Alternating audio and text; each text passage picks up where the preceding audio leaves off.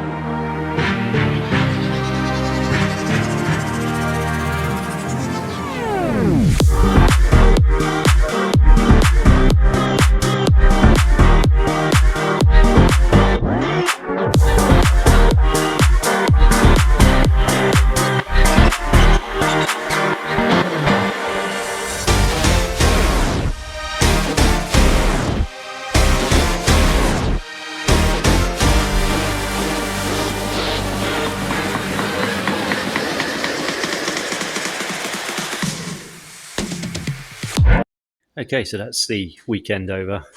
Managed to get all the car almost back together. Well, engine in anyway. That's a good start. All the drivetrain connected in. Yeah, room at the back, so that's good because I didn't know whether that was. I knew it was going to be tight, but it does fit, and there will be room because the engine's actually rocking back at the moment, and I've got a piece of carpet in there to stop it doing any damage on the cross member in the bulkhead. So yeah, that's pretty cool. Be able to adjust that and pull that over. So that's all going to work. Okay, so I've finished all the fuel lines, running them all through now, and got all the subframes back in. So very happy with them in the end. A little bit fiddly. Took a few hours to manipulate all the bends and get it to exactly where I needed it. It's very tight up here on the subframe. Not a lot I can really do about that, but it is in there. Yeah, there just isn't much room there, unfortunately. And I wrapped just insulation tape around where they go into the brackets to try and stop it from vibrating and sort of wearing away at the tube. You can see where they go up through here behind the front subframe.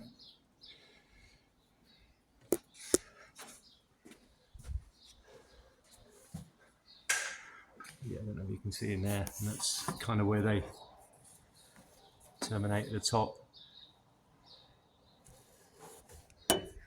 So from there I'll screw on some braided fuel pipe with an AN fitting, and then straight into the regulator, and then from the regulator straight to the carburetor. So thanks for watching, guys. Please don't leave any tips or comments. Cheers for now.